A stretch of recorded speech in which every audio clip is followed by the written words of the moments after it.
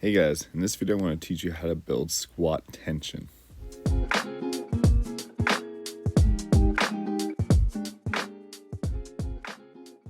So building up tension in your squat starts from the ground up. So we're going to look at our feet, particularly the ankle joint.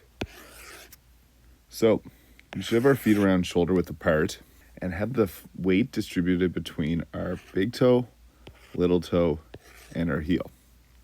That's ideal. We want to make sure that we have 33% on each one of those. We don't want to have too much in the front, too much in the back. You start to lose balance and you lose activation where you want it. So once we have our feet planted, we want to think about what we're doing with our feet. So ideally having your second toe facing forwards at your shoulder width. So after we have our foot stance, we want to make sure that we're creating tension through the floor. You want to think of it like you're screwing your feet into the floor.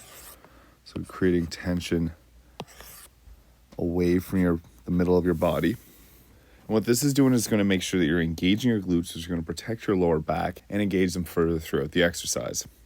We want to think of having our knees traveling out from the body.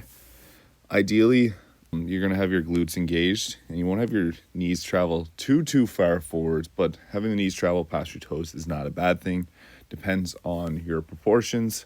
I have relatively long femurs, so I have my knees travel past my toes often. But you want to minimize excessively putting your knees past your toes. You want to think of bending your legs so your knees are traveling out like that. This will make sure that where they connect into the hips, you're going to be engaging your glute medius muscle, which is going to stabilize as you use your adductors as well throughout the exercise. So as you're going through the squat, you want to create as much tension by grabbing the floor with your 3 points of contact that we went over, as well as twisting away, making sure that your knees travel away from your body, engaging the glutes as much as possible as your hips travel backwards and your knees travel forwards. As you do your squat, you want to think of it like you're in an elevator shaft coming up and down. A lot of people tend to go into more of a hingy squat, and that is a powerlifting technique. So that's something you want to save more for your low bar squats versus doing something like the high bar squat or front squat or even a goblet squat, bodyweight squat. So making sure that you have all 3 points of contact, twisting away, creating the torque through the hip joint, knees traveling out, breathing and bracing through your core, keeping your spine neutral and head neutral. You should be able to squat like a pro.